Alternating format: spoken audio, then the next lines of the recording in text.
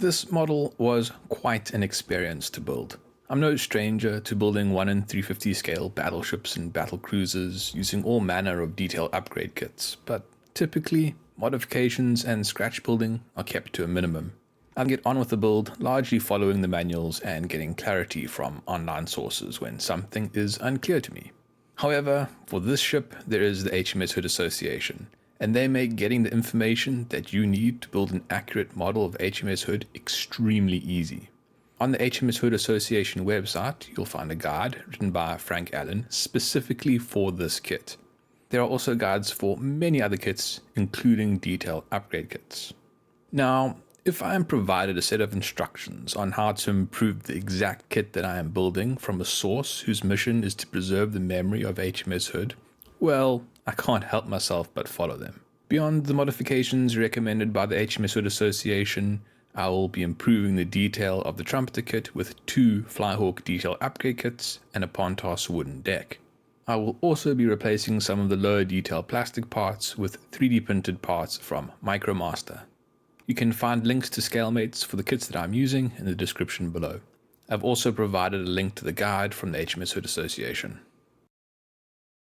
In typical Trumpeter fashion, I'll be starting this build on the last step of the last page of the manual. As everyone knows, except Trumpeter, trying to attach the lower hull to the upper hull with all the superstructure installed is a bad idea. As is common with Trumpeter kits, the hull pieces for this model do not fit together well. On ships with smooth hulls this is not a problem, but on HMS Hood, with its complicated shape in the midsection, it becomes difficult. After gluing the hull together with plastic cement, I spent a significant amount of time grinding away at the plastic, then filling gaps with putty and surfacer before sanding it smooth. This took multiple iterations. Before I install the deck, there are a couple of modifications that need to be made.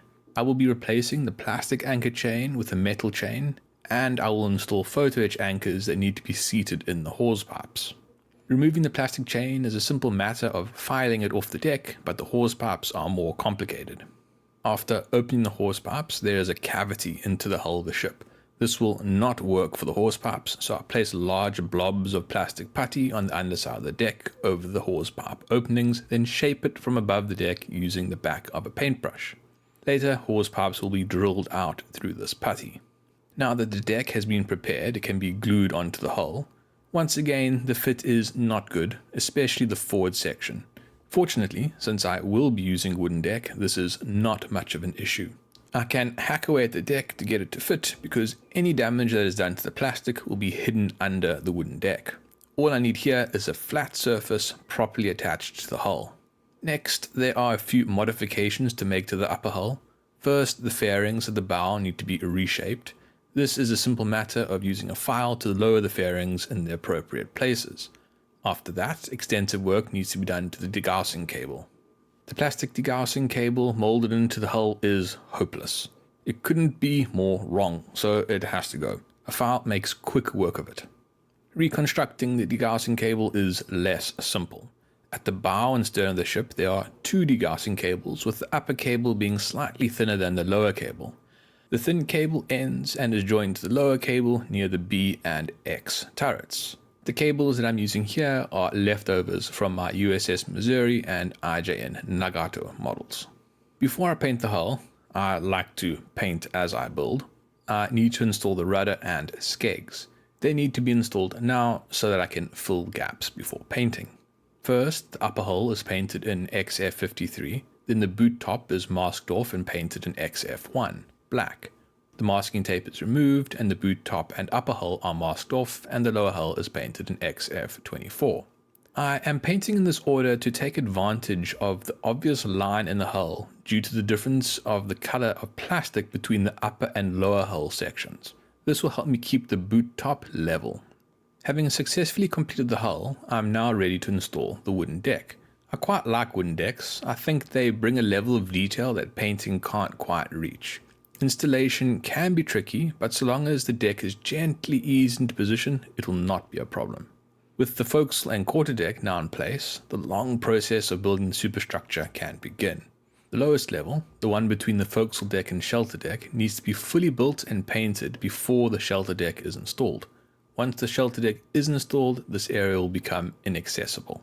For these sections of bulkhead, their plastic ladders and hatches need to be removed and replaced with photo etch upgrades. The bulkheads are then painted and installed.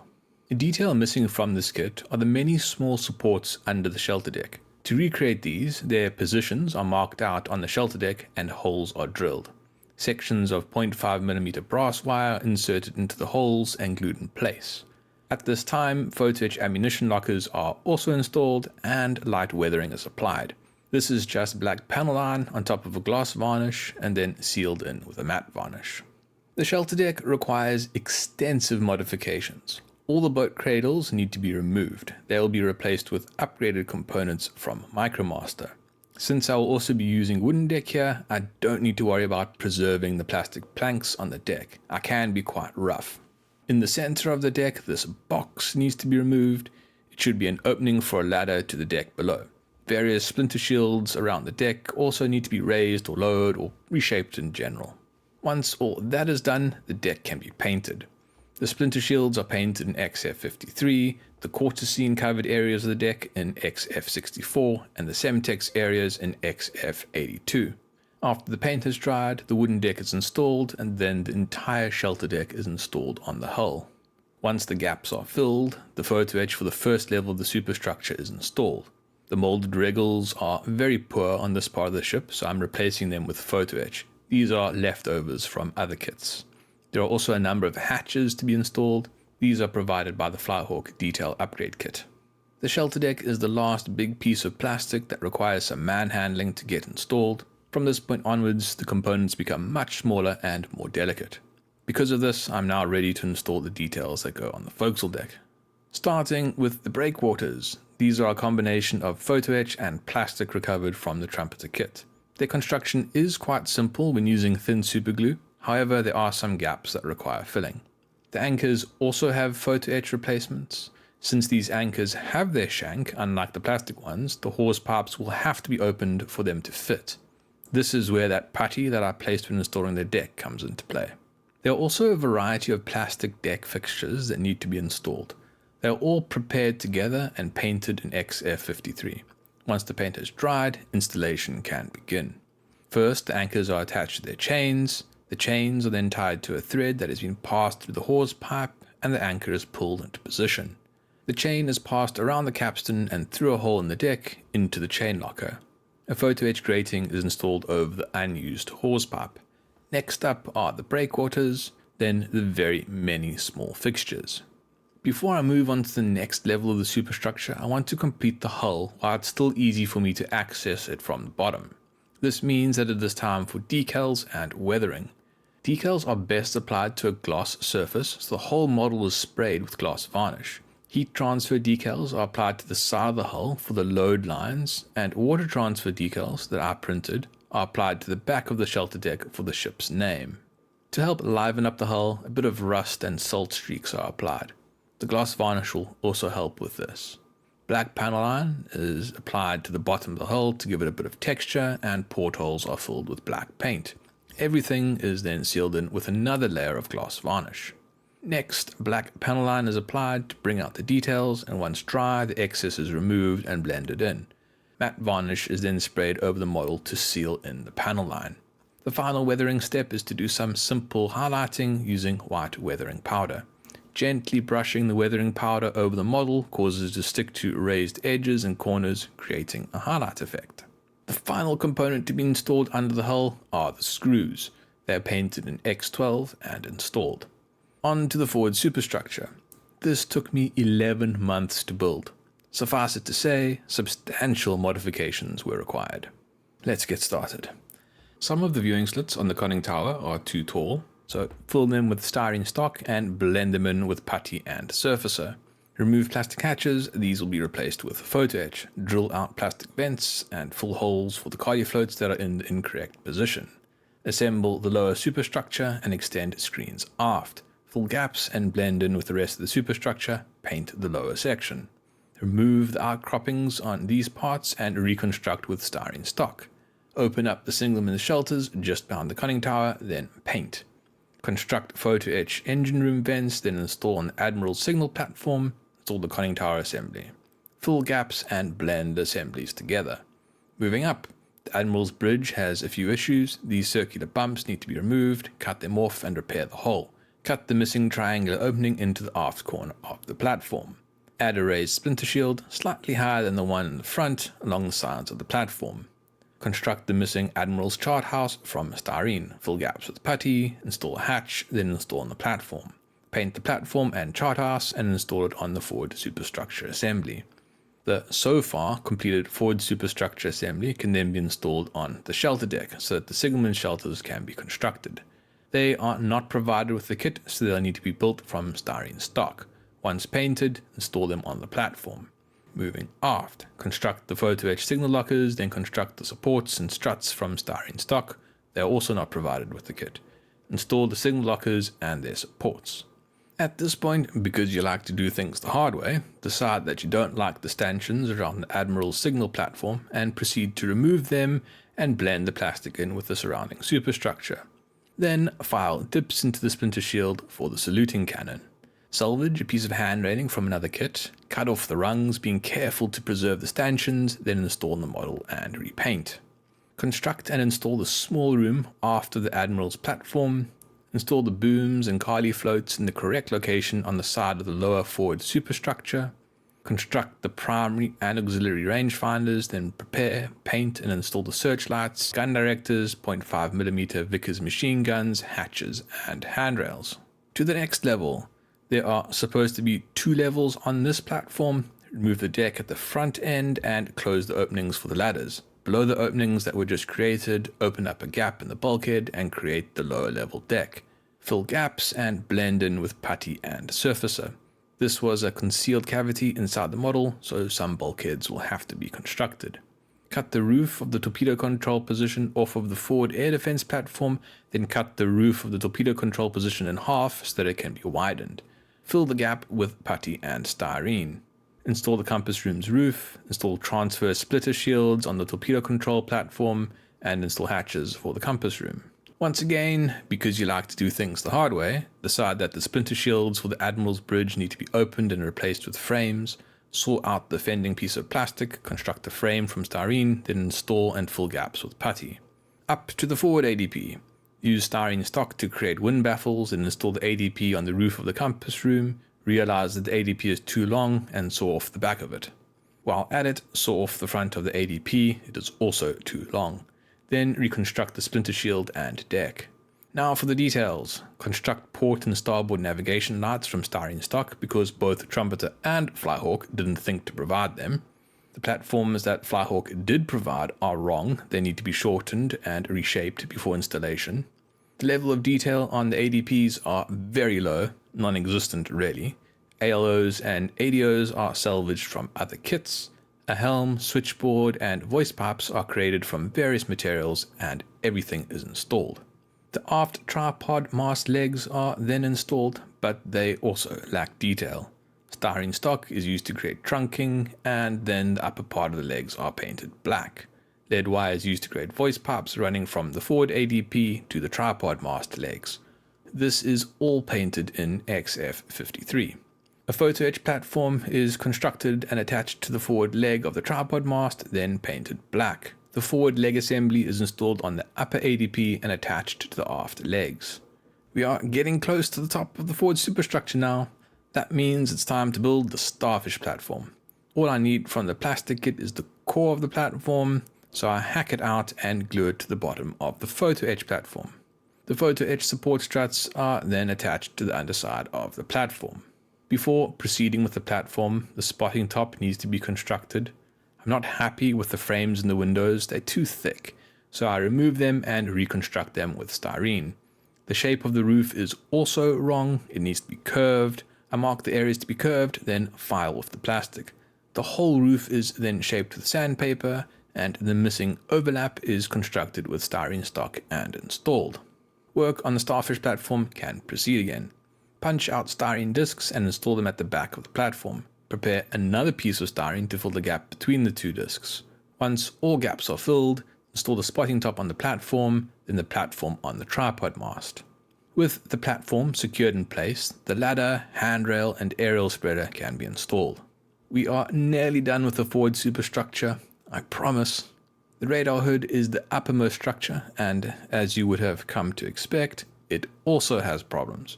This box on the aft port corner needs to be removed.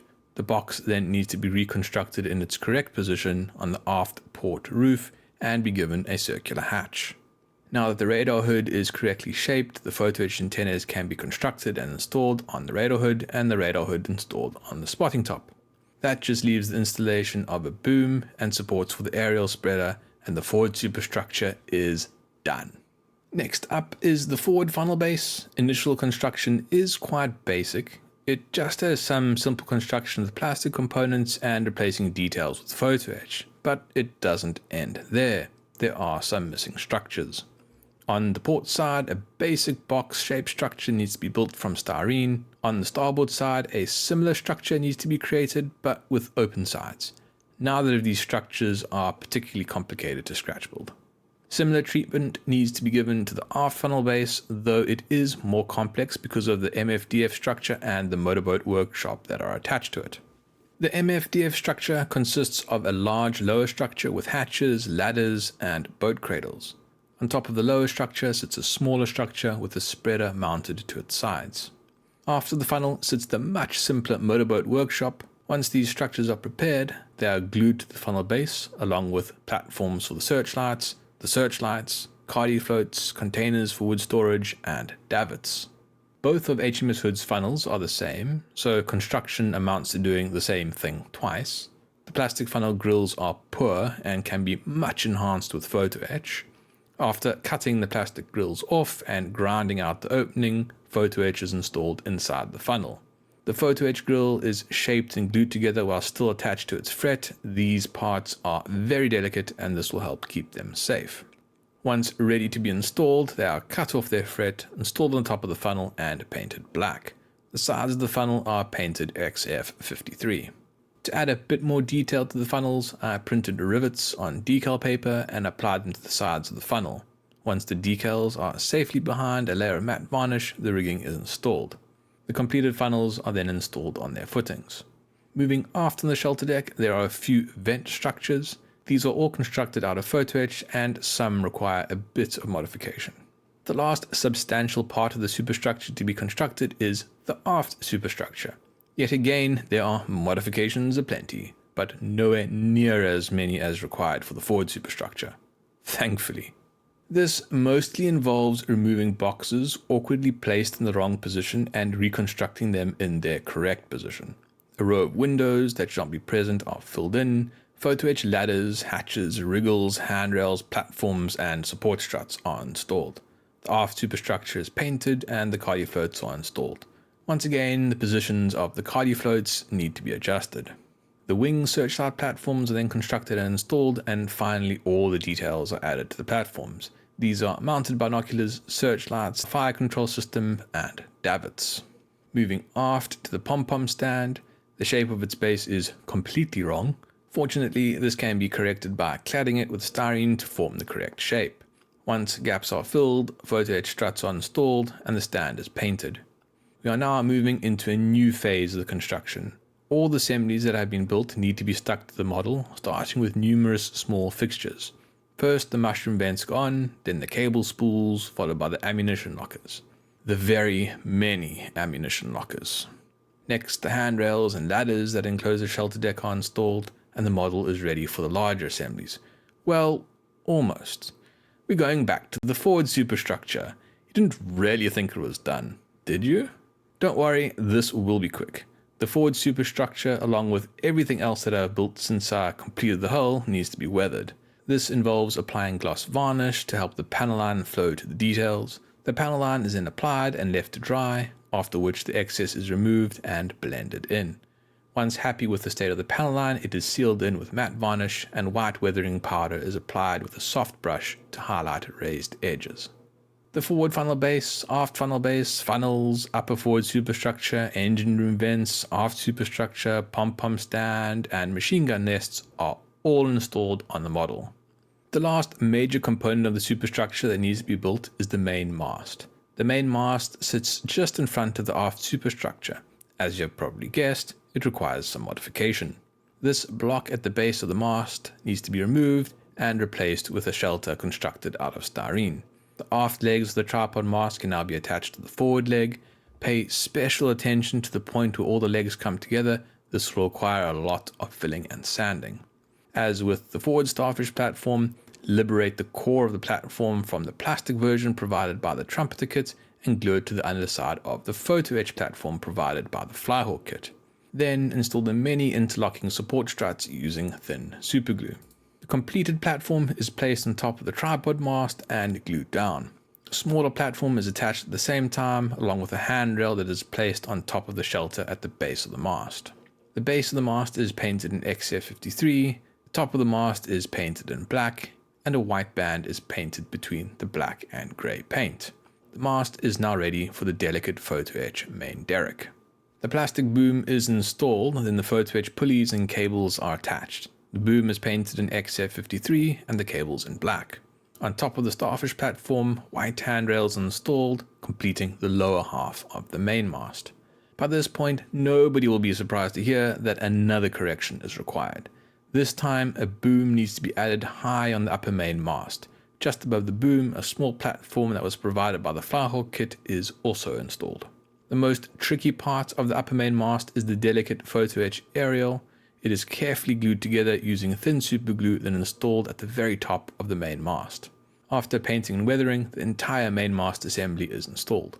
First, the lower half is glued in place, then the upper half is inserted into the lower half, carefully aligned to ensure that it is standing vertically and secured in place with plastic cement and superglue. All of the boats that come with the Trumpeter and FlyHawk kit are wrong. I have replaced them with 3D printed boats from MicroMaster, and I'm installing them in the locations that have been identified in the On the Slipway blog, link in the description below. For the most part, these boats do not require assembly, just painting. This is the nature of 3D printed parts. Only the larger boats require some basic assembly. MicroMaster has also provided correctly shaped and highly detailed cradles to go with the boats. They are installed in the shelter deck using superglue. Plastic cement will not bond resin components like these. To help me align the cradles, I use a short section of brass wire and make adjustments as required. For most of the boats, the installation is the same, the cradles just vary in size and shape. For the 27-foot whalers, there are additional davits that need to be installed. The time has finally come to install the ship's armament, starting with the Pom-pom guns. These are also MicroMaster 3D printed components, and they do require a bit of construction.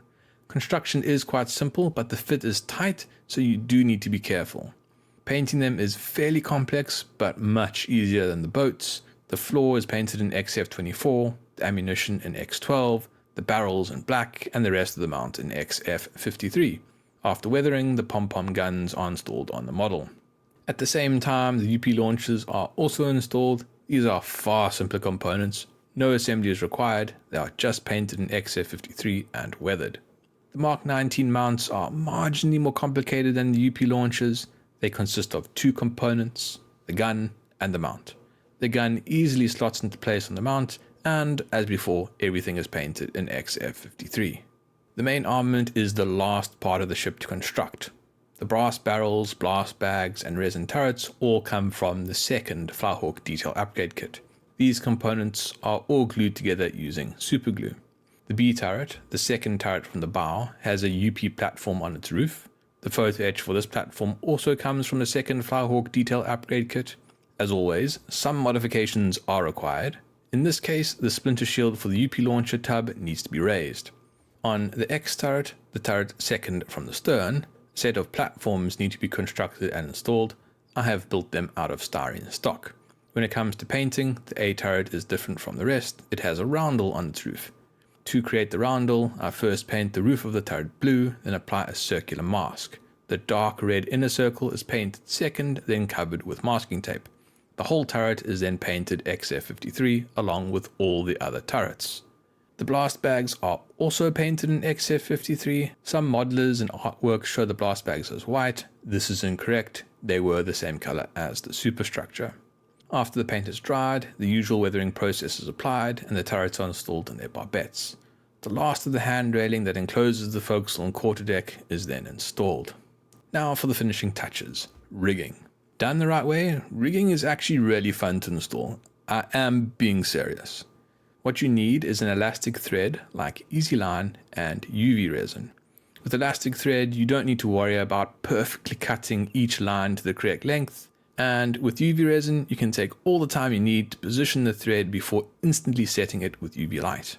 The part that is somewhat complicated for this model is the diamond-shaped rigging. This is because it is rigging that is attached to other rigging, and that causes the EasyLine to sag. To overcome this issue, I make limited use of embroidery thread that I pull very tight. The rigging is not complete without flags. These are the decal flags provided with the Trumpeter kit. To give them a blowing in the wind effect, I place them on tin foil, then shape the flag with a toothpick. The flags are bonded to the rigging using UV resin. When installing the rigging, I was concerned about the stays for the funnels interacting with the boats, so up until now I had not glued down the boats.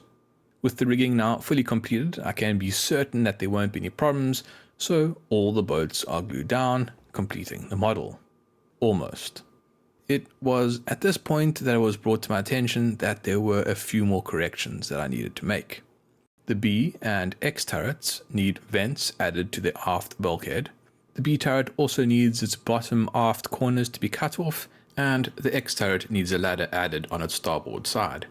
A flagpole with supports needs to be installed on the bow, and supports needed to be added to the flagpole on the stern. The absolutely last thing to do was to construct a bundle of oil fenders and stow them alongside the engine room vent just aft of the 42-foot motor launch. HMS Hood was an Admiralty class battlecruiser. In terms of battlecruisers, HMS Hood was unusually well protected, leading to some historians classifying her as the first fast battleship.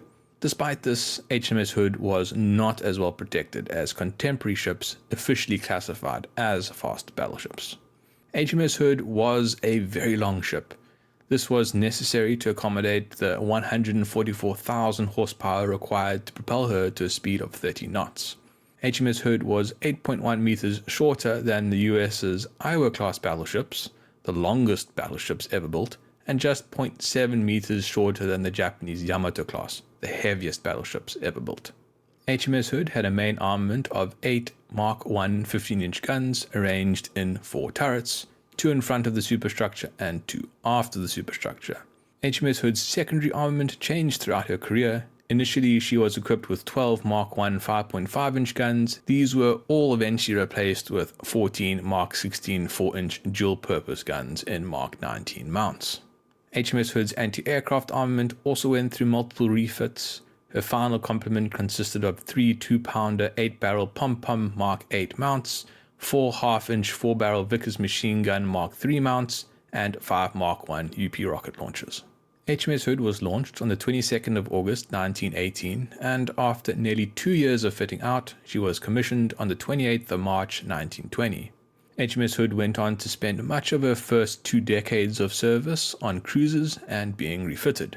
In August 1939, HMS Hood sailed for Scapa Flow, from where she mostly patrolled the waters around northern Britain during World War II.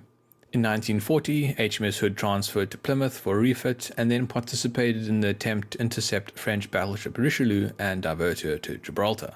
In the latter part of 1940, HMS Hood was back on patrol in the waters around northern Britain. On the 22nd of May 1941, HMS Hood departed to patrol the waters south of Iceland. On the 23rd of May, German battleship Bismarck and her escort were sighted.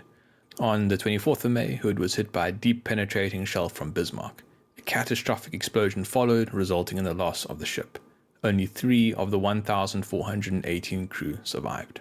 Throughout this build, I have received exceptional support from the HMS Hood Association, specifically the author of their guide for this kit, Frank Allen. Everything that you have seen in this video has been reviewed by Frank and checked to see if my interpretation of his guide was correct. Where I got it wrong, he updated the guide to improve clarity and add missing detail. I then corrected the model to reflect the updated guide. I cannot overstate how helpful he has been. If you would like to support the HMS Hood Association, please consider becoming a member or donating to them via their website. I've put a link in the description below. If you want more information on the construction of this model, I suggest you take a look at my HMS Hood Build Series playlist. Everything that you've seen in this video is covered in that series in excruciating detail.